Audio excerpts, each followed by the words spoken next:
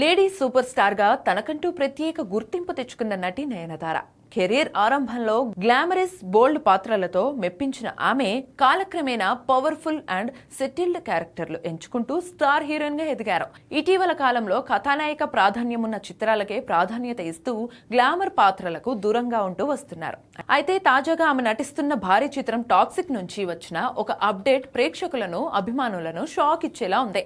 ఈ action thriller లో నయనతార పాత్ర చాలా ఇంటెన్స్ గా ఉండబోతుందని అందరూ ఊహించారు. కానీ తాజాగా విడుదలైన ఈ చిత్రంలోని రెండో పాటలో నయన్ లుక్ ప్రతి ఒక్కరిని షాక్ గురి చేసింది.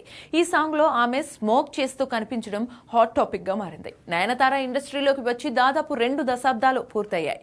గతంలో బిల్లా వంటి సినిమాల్లో గ్లామరస్ బోల్డ్ రోల్స్ చేసినప్పటికీ స్క్రీన్ లో ఇలా స్మోకింగ్ చేస్తూ కనిపించడం ఆమె కెరీర్ లోనే ఇది మొదటిసారి కావడం విశేషం.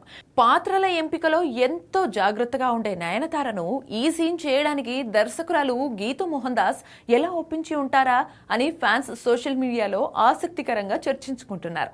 ఈ ఒక్క సీన్ తో టాక్సిక్ చిత్రంలో నయన్ పాత్రపై అంచనాలు ఒక్కసారిగా పెరిగిపోయాయి. మరి ఈ సినిమాలో ఆమె క్యారెక్టర్ ఏ స్థాయిలో ఉండబోతుందో చూడాలి.